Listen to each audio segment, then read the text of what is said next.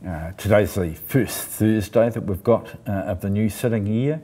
Thursday's always a short day, 2 o'clock till 6 o'clock, starting off with a statement from the Leader of the House about the business for next week, a bit of to and fro possibly with Mr Brownlee, and then we get into questions to ministers.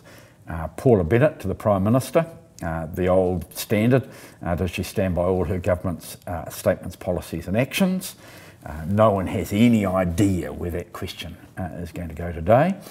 Anahila Kanogataha Suisuiki to the Minister of Finance on the economy.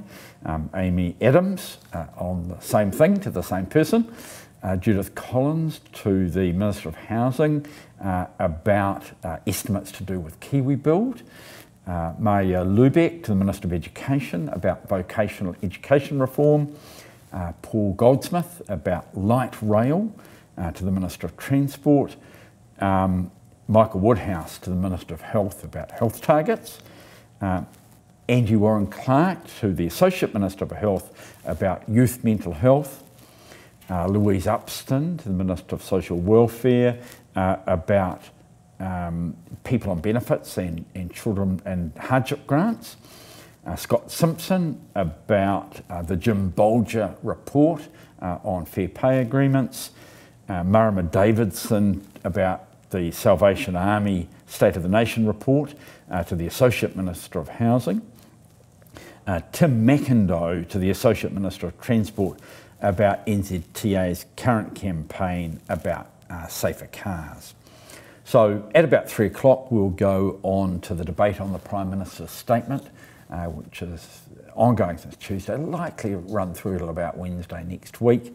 And then about 4:30 there'll be the second reading of the taxation annual rates for 2018-19, modernising tax administration and remedial matters bill. The second reading of that. That's a confidence motion for the government, a pretty important one to make sure that the government gets its tax in this financial year. And then if that's completed, there's a big bill, regulatory systems bill. In fact, 3 bills. One to do with economic development, one to do with housing, and one to do with workforce.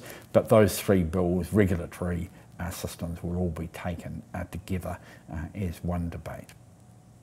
And that's it for this week.